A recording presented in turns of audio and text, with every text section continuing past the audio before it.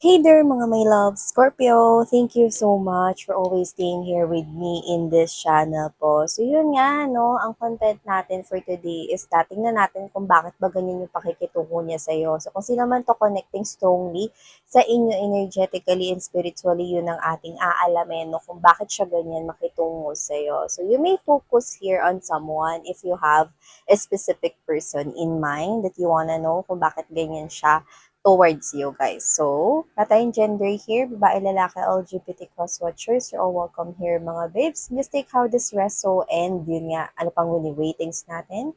Let's dive right into this reading. So, Spirit and Angel guys, Archangel Michael, thank you so much. Tell me something about this person. Why is this person here acting this way? Ano ba yan? Ano ba kasi nakikitungo yan? Yun nga, alamin natin. This is for Scorpio. Scorpio. Scorpio. Tell me something about this person connecting with Scorpio. Can you please show me?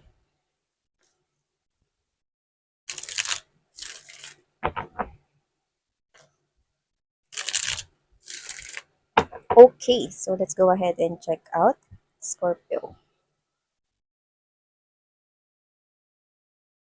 So, we have here the Queen of Wands energy. Page of Swords is also present here. Judgment. Okay. The Two of Swords energy. Oh.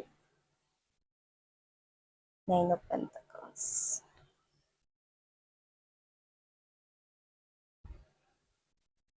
Oh, wow. You're very intuitive, high, na nakikita ko sa'yo rito. No? You're very intuitive. You almost embody this kind of energy, no, na talagang impress ka.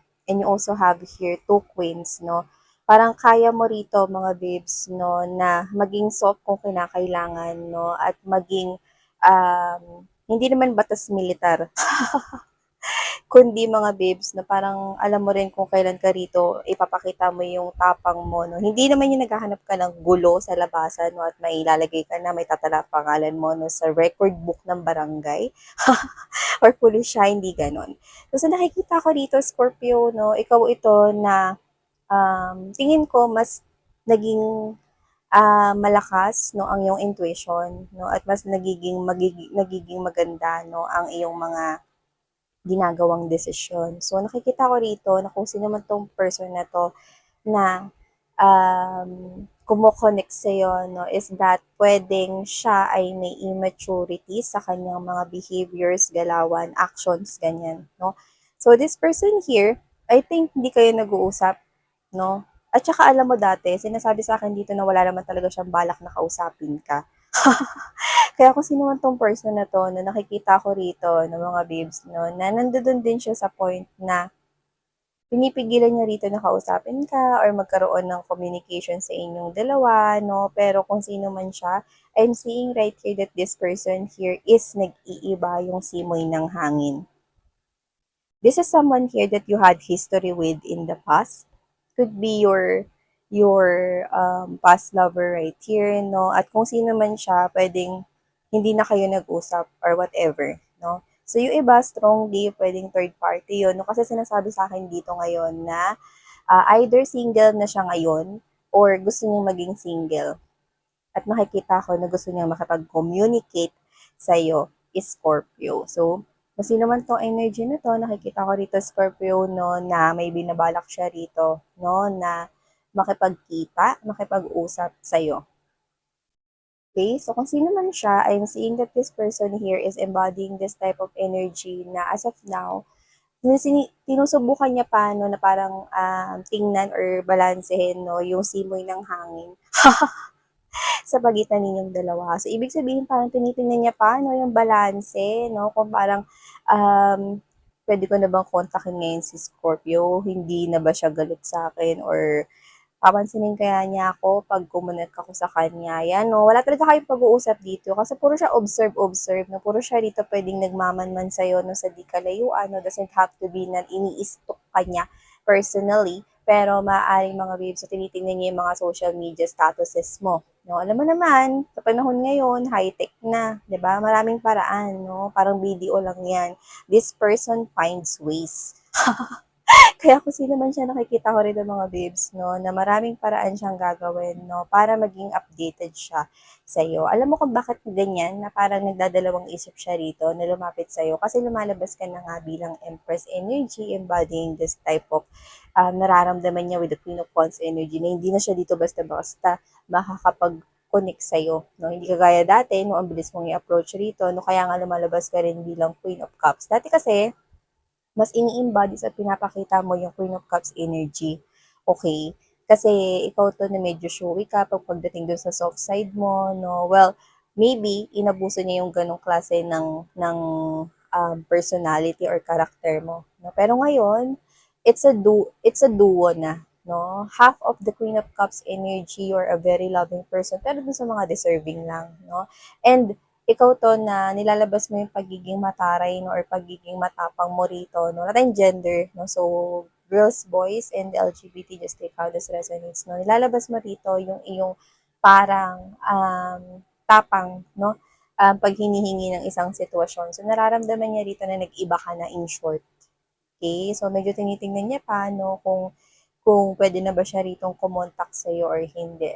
So kung ikaw 'to na parang nakakarinig-rinig ka ng balita kasi medyo magaslaw yung galawan niya 'no, medyo parang hindi pinag-isipan at pinagplanuhan, especially kung parehas kayong may kakilala na kunwari ganito, "Uy, alam mo ba, ang dalas kang tanungin sa akin nung ex mo, eh." Yan 'no, may mga ganyan. So hindi siya maingat sa mga ganyan 'no, so puwedeng alam mo na 'no, na puwedeng hinahanap ka niya or nakikibalita siya sa'yo. Yung iba naman 'no, kunwari example kapitbahay mo 'no, ta's siya sumisilip-silip nung ex mo sa inyo 'no, "Alam mo ba parang may nagmamanman diyan sa bahay ninyo, ewan ko akit-bahay gang ata yun, eh." Gusto mo report ko kay Kap? Yan, may mga ganyan. So hindi siya actually magaling sa mga pagpaplano. So I do believe that this person here is careless, okay, pagdating sa kanyang mga actions. So medyo hindi niya pinag-iisipan ito. Yan. Actually, tinatry niya talaga na wag ito ipakita no, as in i-obvious, pero nagiging obvious kasi hindi siya marunong talaga. I think you're not dealing here with younger by age, no? Actually, you're dealing here with someone who is immature. At tingin ko, dati nung magkasama pa kayo, no, tingin ko mas ikaw yung nagiging parang decisive sa inyong relationship. Not being dominant, pero I think ikaw yung nagkikarry ng relationship. Yan. So, kung sino man 'tong person na 'to 'no, nakikita ko rito mga babes na gusto niya rito talaga na mag-message sa'yo. Puwedeng puntahan ka rin kasi travel also means, um, travel is also significant here. Kaya kung sino man siya na medyo nagdadalawang isip siya ngayon rito 'no, kasi nararamdaman niya 'no, na meron na ritong energy na um, parang nangangain. Gano'n yung nakuha ko sa kanya, parang kinakain siya ng energy mo na ini-embodies mo yung Queen of Wands energy 'no. Parang medyo natatakot siya ritong gumawa ng movement 'no, kasi natatakot siya rito na, hindi naman mabalikan mo or magantihan mo 'no, kundi natatakot siya rito mga babes 'no, na na matalo siya. Kung magkakaroon man dito ng palitan rito ng mensahe 'no, or puwede rin naman na parang papunta na sa debate 'no, alam niyang matatalo siya, takot siyang matalo dun, eh. Takot-takot siya rito mga babes 'no, na maluto. Kumbaga sa quiz bee, takot siyang mag-isa, yun 'no. So kung sino man siya rito 'no, hindi ko siya nakikitang umaatras, pero nagdadalawang isip sa ngayon, oo 'no. Ganyan siya makitungo sa'yo 'no, hindi pa siya lumalapit at nakikipag-communicate kasi takot. Natatakot siya sa energy mo 'no, baka bigla ka na raw, gano'n. Baka bigla ka raw mangagat, Scorpio. So, yan 'no. So, kasi nararamdaman niya na nag-iba ka na, hindi ka na kagaya ng dati 'no, na parang kagaya ka ni Princess Sarah 'no, na, Princess 'di ba? Alam naman natin si Princess Sarah mabait siya 'no, pero ngayon ikaw na si Becky, palaban ka na 'di ba? Akala niyo si Becky kasama ni Sarah sa attic, 'di ba? Yung ano, isa sa mga kasambahay doon. Yan, no? So, yun na nakikita ko rito mga babes, no? I'm seeing this person here coming back around. And yun nga, okay, nakikita ko siyang single na raw siya ngayon, no? And ready to mingle sa'yo. Pero I do believe na hindi ka ready, no? Na mag-mingle sa kanya, lalo na kung siya ay ang ex mo. Yan, no? Nakikita ko rito either single na daw siya ngayon, no? Or gusto niya maging single, no? Yun ang plano niya. Yan. At saka medyo may mga magaslaw ang kanyang mga galawan dito, no? Parang kung gusto niya man itago 'to na gumagawa siya ng hakbangin para mapalapit sa'yo, no? Well, hindi siya nagtatagumpay kasi mukhang una mong matutuklasan, no, na gusto ka niyang kausapin, no, bago pa niya mga babes, no, makausap ka talaga ng tuluyan.